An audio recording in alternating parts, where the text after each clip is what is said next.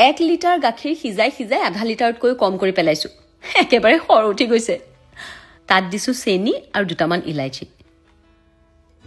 লগতে 3 চামুচ শুকান গুড়ি গাখীৰ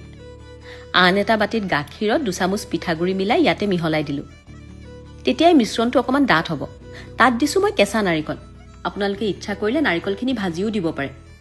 কিন্তু মোৰ এইবিধ পিঠা বনালে একেদিনাই শেষ হয় বাবে কেঁচা নাৰিকলে দিলো তাত দিছো নিমখ আৰু 1 চামুচ ঘিউ সুগন্ধিৰ বাবে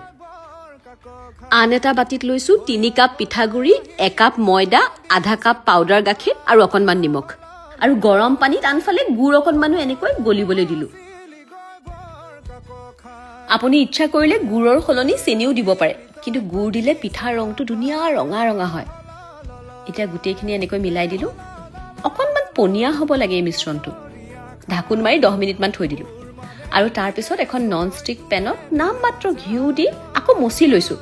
তাৰ পিছত পানী পিঠাৰ দৰে এখন পিঠা বনাই মাজতে পুৰটো ভৰাই দিলো পিঠাটো বনাবলৈ ইমান সহজ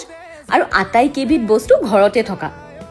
গতিকে এইবাৰ বহাগত আপোনালোকে অতি সহজতে এই পিঠাবিধৰ জুতি লৈ চাবচোন আমাৰ ঘৰত আকৌ ভিতৰৰ পুৰটো যদি কেতিয়াবা থাকি যায় সেইখিনিও পায়স খোৱাদি সকলোৱে খাই থয়